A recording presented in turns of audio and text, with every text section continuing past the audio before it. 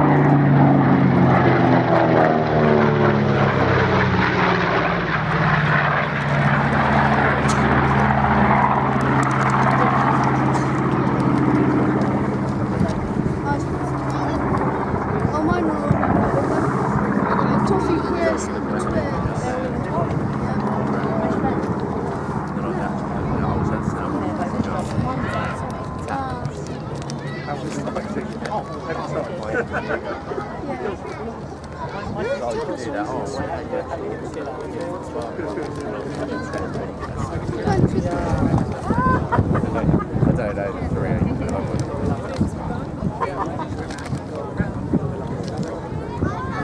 He's not looking around, working out, and then he could have gone, where the HTV's going, follow that wire.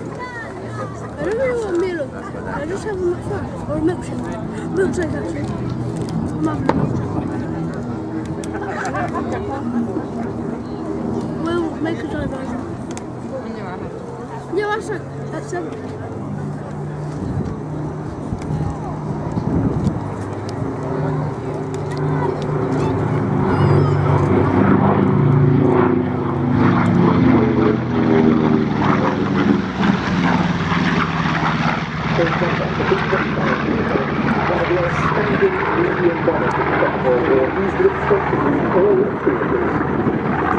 Of the African desert, the cold of the eastern sun. The famous operational exploit was the so-called Doolittle raid against Tokyo, another Japanese city in April 1942.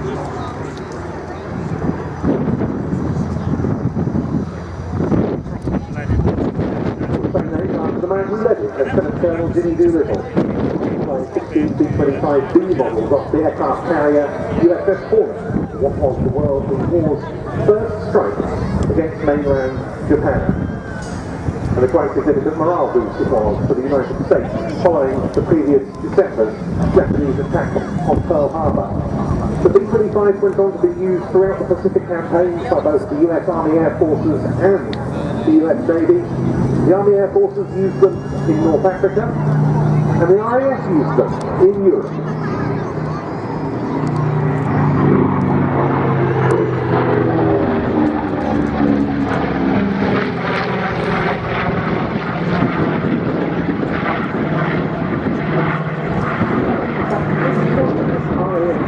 Were active on the cell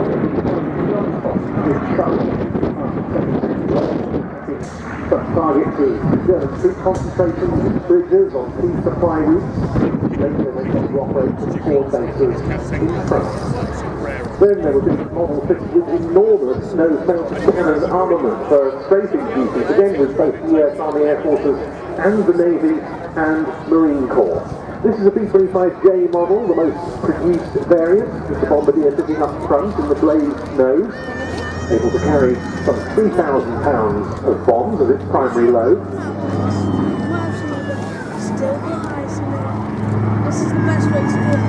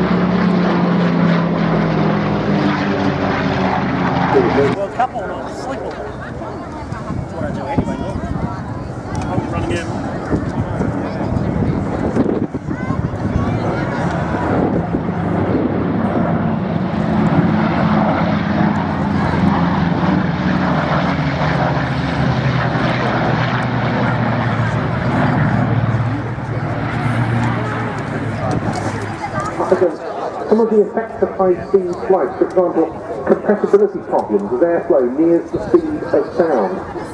They have to make some airflow modifications to cure the problems that pilots found as a result. It was very long range, ideal for over-water operations in the Pacific against lighter-armed and slower Japanese aircraft.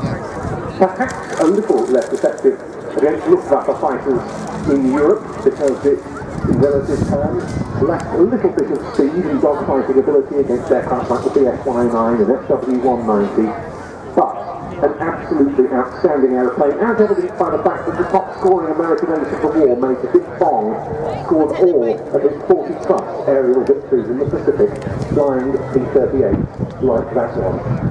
Following it in the distinctive inverted gull-wing F-4U Corsair.